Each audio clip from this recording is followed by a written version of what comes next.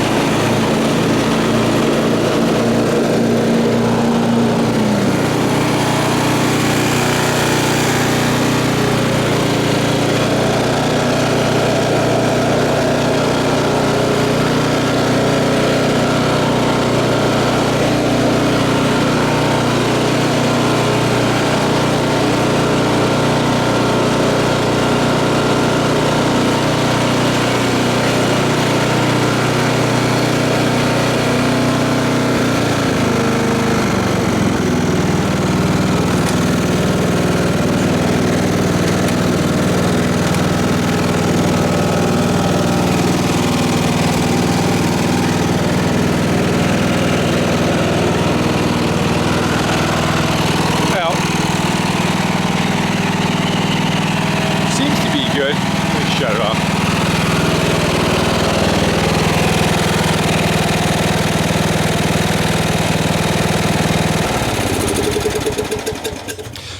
So everything seems to be good and functioning. Transmission seemed like it was a little stiff at first. It's getting better as I use it. So at this point, I'm going to go and hit it with the pressure washer and kind of get all the crap out of it, and look into cleaning out the fuel system, see what it needs for a battery, and just see if I can what I could piece together. Sometimes it depends on what you run into. You got to decide where you want to bail on it. Right now you can put it on Craigslist for 150 bucks. Somebody will take it, runs, drives, cuts. You could show them do that, and they could take it from there. Or you can go, further on and try to, polish a pig. He's missing the headlights, etc. So we'll see where it goes. Okay, so I ran the tractor through the pressure washer and cleaned it up. Didn't go crazy, but just knocked all the heavy stuff off of it, and so you're able to see what you're working with. And then from there, I took and drained the oil out of it. And you can see it's a good vintage. And this whole area was kind of soaked with like old cakey oil. You actually can still see some of it down underneath there. It gets like that cakey shit, and that's from a long slow leak. And that long slow leak is right here at the bottom of the dipstick tube. Is very popular that they do leak, and what I do is I just take some Teflon tape and I wrap them up, and use the Teflon to just take up the space that isn't quite a snug fit. So by doing that, I use, and I've never had a problem with that. It seems the oil doesn't deteriorate or anything, and that will stop the leak. I've even had sometimes where I put some new ones in and they still are a little on the sloppy side and leak. I don't know if the plastic is over time from heat cycles is getting a little smaller or what the deal is, but I find that to be a better fix than even trying to put a new grommet in it. But anyway, hooked a battery pack to the leads that were where the battery was, and wanted to make sure that the solenoids and all do work and all the safeties do work, and they do. It will crank from the key. Only thing that's bypassed right now is the seat safety, because it was kind of hard to put something on the seat while you have a battery pack sticking out of it. So that part should be good. And there is a battery over here on a charger, and it was stone dead. It was sitting under my bench, but it should have been sitting under my bench because it may have been a good battery. So I have a charger on, and I put a test light across them just to show me what's happening over here. And you can kind of read it by looking at the test light. I'll disconnect the battery. It may go out, it may stay lit, who knows. Alright, and you can see how much the light dimmed though.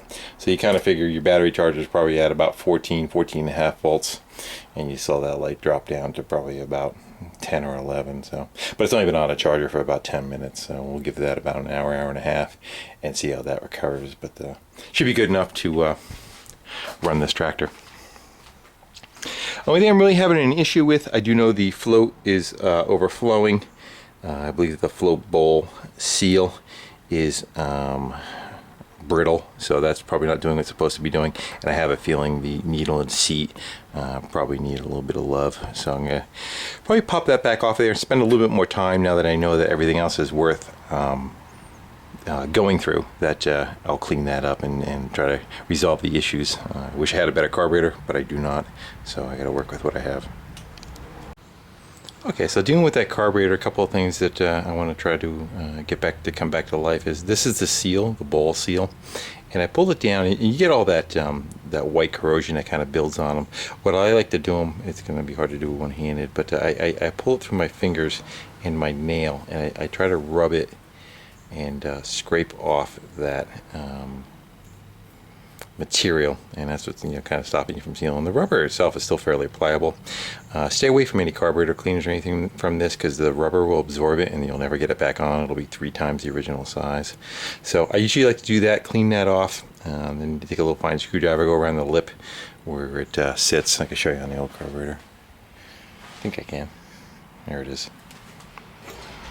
Yeah, then just take a screwdriver, run yourself around that little lip right there and get any crud that forms in that groove. And then I'm working on getting that needle and seat this is your on and off inside your carburetor. It's called the needle and seat.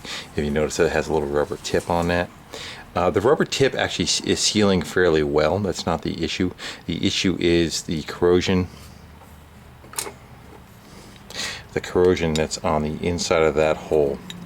So what I like to do when that happens, because you really can't get in there with anything, I have a drill bit index set, and I try to find the drill bit that fits the closest but not being too tight, and I basically use that drill bit and I spin the drill bit backwards, and you kind of wanting to just polish the walls again of the where the needle sits. Some of them have a rubber seal that sits down inside. You're either going to have rubber placed down inside the base of the carburetor, or the needle itself will have the little rubber tip that's on it. It's actually neoprene or something, but you don't want to damage that seating area, so that's why I'm telling you to spin it backwards so you don't dig into the seat area. Alright, I'm going to put that back together. And well, the float's all back on, and I put a little bit of fuel in the tank. What I want to do is, before I hook it back up though, I want to just kind of flush some of that out. So yeah, here we are trying to deal one-handed. Come on. And then let that kind of flow through, hopefully something comes out. There we get nothing.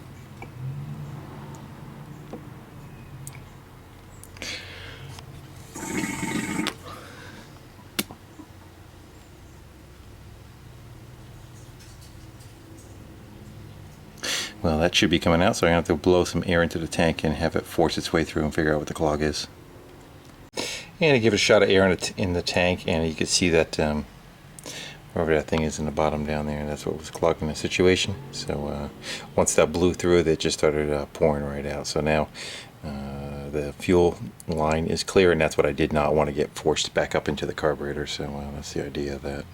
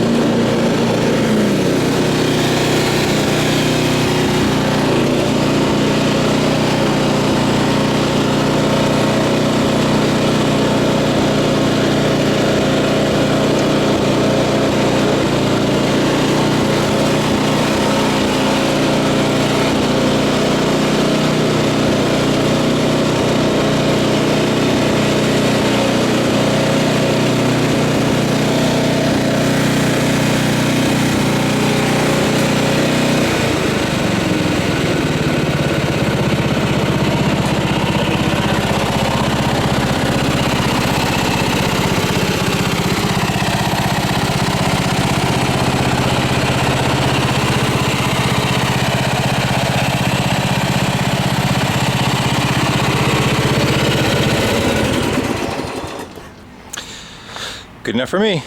Another one done.